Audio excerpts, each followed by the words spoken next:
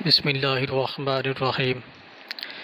ایک بادشاہ شکار کرتا ہوا اپنے قافلے سے بچھڑ گیا۔ اسے پیاس لگی تو وہ ایک باغ میں جا نکلا۔ اس نے پانی طلب کیا تو باغباں کی بیٹی نے ایک انار توڑا اور اسے برتن میں نچوڑا۔ وہ برتن اس انار کے رس سے بھر گیا۔ بادشاہ کو یہ دیکھ کر بہت تعجب ہوا کہ صرف ایک انار میں اتنا رس کہ اس سے پورا برتن بھر گیا۔ اس نے اگلے روز اپنے شاہی وزیر سے اس واقعہ کا ذکر کیا اور کہا کہ ایسا باغ تو حکومت کی ملکیت میں ہی ہونا چاہیے۔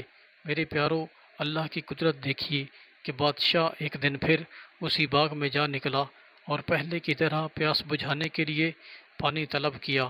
باغباں کی بیٹی نے مہمان کے احترام میں پھر ایک انار توڑا اور اسے برتن میں نچوڑا، لیکن برتن خالی رہا۔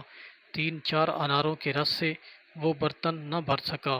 یہ دیکھ کر بادشاہ نے کہا کہ میں ایک دفعہ پہلے یہاں آیا تھا تو اس باغ کے ایک انار سے برتن مکمل بھر گیا تھا، اور اب 3-4 اناروں کے رس سے بمشکل بھرا ہے۔ اس کی کیا وجہ ہے؟ سادہ مزاج لڑکی نے جواب میں کہا، باغ وہی ہے، انار وہی ہیں۔ اس وقت تو پیاس سے بلبلا رہا تھا اور راستہ بھٹک چکا تھا، اللہ سے مدد مانگتے ہوئے یہاں آیا تھا، تب ایک انار میں بھی برکت تھی تو اس سے تیری پیاس بجھ گئی تھی۔